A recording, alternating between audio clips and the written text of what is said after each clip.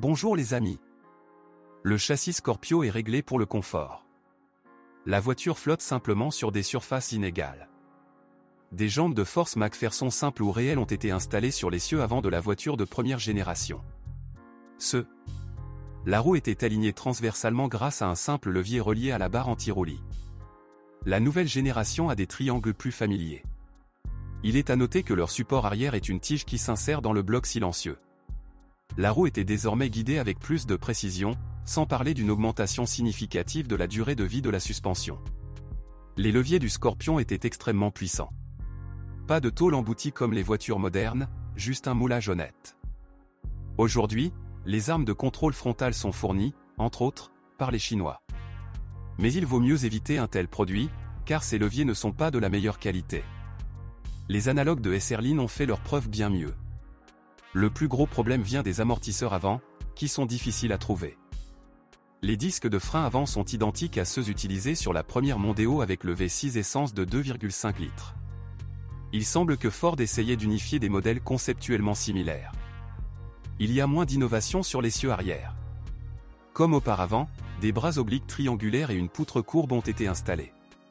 Les bras de l'essieu arrière différaient selon la carrosserie. Les différences concernaient les emplacements de montage des amortisseurs et des ressorts.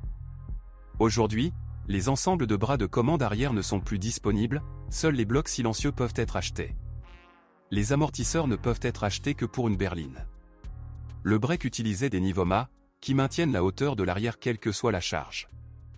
Jusqu'en 1996, la demande de moteurs à essence à 4 cylindres était satisfaite par une paire de moteurs atmosphériques de 2 litres. Le plus faible à une puissance de 115 ch a été emprunté à son prédécesseur. Il a fait ses débuts en 1989. Malgré 2 arbres à cames, elle possédait 8 soupapes. Bonjour les amis, vous cherchez une voiture d'occasion? Vous devez prêter attention au site web carm.pro. Carm.pro est grand catalogue de voitures, moteurs, boîtes de vitesse. Et le meilleur, c'est que vous pouvez trouver des informations sur les pannes de n'importe quelle pièce. Complètement gratuit. Allez sur le site web carm.pro et découvrez tous les éventuels points faibles des voitures d'occasion.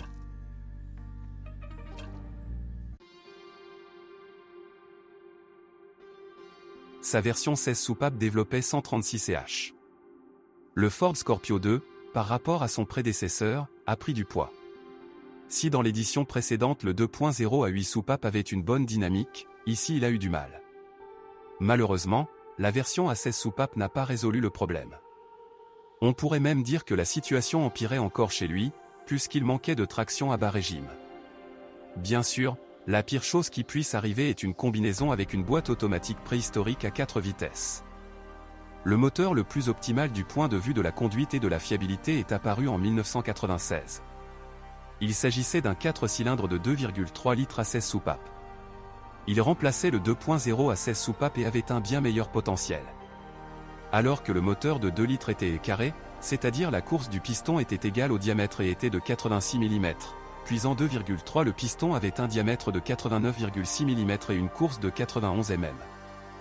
Le V6 colonne de 2,9 litres à 12 soupapes est un dinosaure 6 cylindres des années 60. Ce V6 a réussi à se trouver sous le capot des Capri, Granada, Sierra et du premier Scorpio. Avec système de distribution de gaz OHV, un seul arbre à cames, et 145 ch il n'était pas question de sport. Cependant, le moteur fonctionnait bien et pouvait parcourir des centaines de milliers de kilomètres sans réparation majeure. Contrairement au V6 moderne, il était également proposé avec une transmission manuelle. Cependant, la consommation de carburant n'est jamais descendue en dessous de 13 litres. Top 2.9 V6 Cosworth avec 207 ch connu depuis 1991 de la première génération Scorpion. Le moteur est basé sur le colonne à 12 soupapes. Il y a également 2 arbres à cames, dock, installés ici.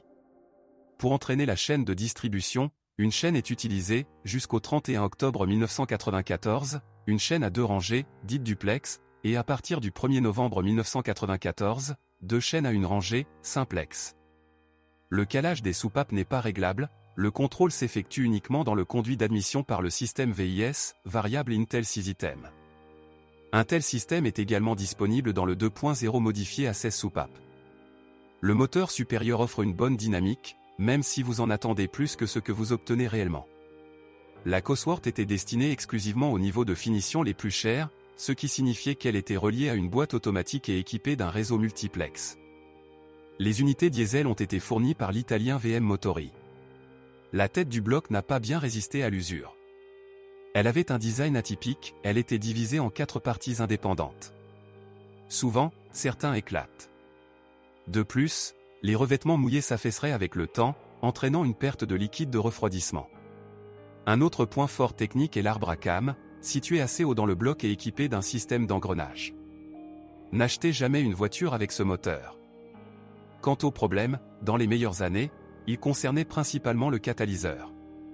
2 sondes lambda étaient déjà utilisées ici, devant et derrière le catalyseur. Il arrivait que la charge céramique soit détruite, ce qui s'accompagnait de bruit et parfois d'une baisse de dynamique. Obtenir un catalyseur pour le Scorpion aujourd'hui est une tâche digne de Sherlock Holmes. Tous les moteurs ont une chaîne de distribution. S'il ne fait pas de bruit, il n'est pas nécessaire de le changer. Les moteurs étaient associés à une transmission manuelle à 5 vitesses Mon 75, ainsi qu'à une archaïque automatique à 4 vitesses à 4 LDE, sauf pour le 2.0 à 8 soupapes. La machine est construite sur la base de l'ancienne boîte hydraulique à 4 LD, créée au début des années 80.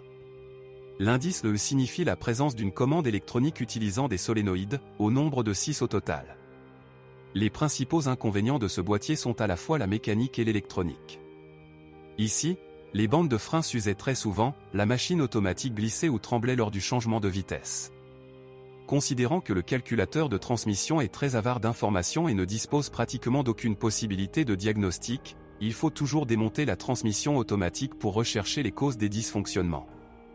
Heureusement, presque toutes les pièces détachées sont encore disponibles aujourd'hui. L'huile d'une transmission automatique doit être changée tous les 30 à 40 000 km. De plus, il est nécessaire de nettoyer régulièrement le radiateur d'huile de la saleté et des peluches. Si vous demandez aujourd'hui aux propriétaires de Scorpion à quels problèmes ils sont confrontés, vous entendrez le plus souvent des mentions de corrosion et de problèmes électriques. De plus, trouver des pièces détachées pour le modèle de 2e génération est assez difficile. Rechercher une voiture sur le marché secondaire n'est pas moins difficile. Les vieilles Ford avaient une protection contre la corrosion médiocre. Le Scorpion ne faisait pas exception. La rouille attaque généralement les ailes arrière en premier. Trouver un spécimen sans tache rouge est une tâche presque surhumaine. Même les spécimens bien conservés sont touchés par la peste brune. Les seuils sont également sensibles à la corrosion. De plus, ils corrodent les poutres sous le plancher à l'arrière ainsi que le renfort de plancher au point de fixation des rails des sièges avant. Les portes situées dans la zone de soudure sont également sensibles à la peste brune. La première génération n'a pas trop pourri. Le deuxième problème concerne l'électrique et concernait en premier lieu les voitures d'avant la réforme. Fin 1997, la situation change radicalement. Jusque-là, on installait du câblage Siemens dont l'isolation se brisait très souvent.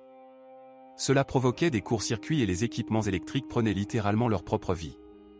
Aujourd'hui, il est hors de question de remplacer le faisceau de câbles par un neuf. Il ne reste plus qu'à chercher un électricien attentif et patient.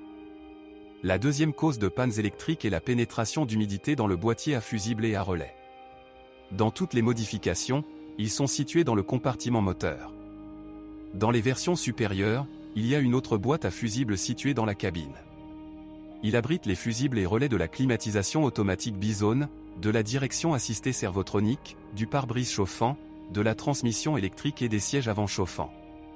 Parfois, le relais anti-démarrage installé dans le tableau de bord tombe également en panne. Vous pouvez simplement le retirer et le remplacer. Certains fabricants ont commencé à s'orienter vers des réseaux de distribution multiplex au milieu des années 90. Par exemple, PSA l'a fait en 1994 en modernisant les Citroën XM et Peugeot 605 avec des moteurs 6 cylindres haut de gamme, ce qui a permis d'améliorer la fiabilité de la maniabilité. L'organisation du réseau électrique en Scorpion 2 est unique. Ford n'était qu'à mi-chemin en Scorpion. Le réseau de distribution multiplex, appelé multiplex, comprenant une unité CCM spéciale, est connecté à la troisième boîte à fusibles des versions supérieures. Le réseau dessert exclusivement la zone de confort, où les éléments individuels sont reliés par seulement 2 fils chargés de contrôler les sièges, les fenêtres, les rétroviseurs, le verrouillage centralisé et d'autres éléments. Le multiplex hantait de temps en temps les propriétaires et les employés des services. Les 2.9 V6 et 2.5 TCI, TDI, Scorpio utilisait toujours le système de gestion moteur EC4 d'origine hérité de la première génération. Pour cette raison, l'écu était connecté à l'ancienne interface de diagnostic OBDI, appelée System Star Code.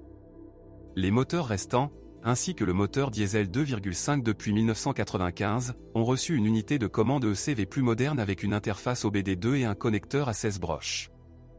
La version avec moteur 2.9 V612V était équipée de l'ancienne version de l'électronique jusqu'à la fin de la production en 1996.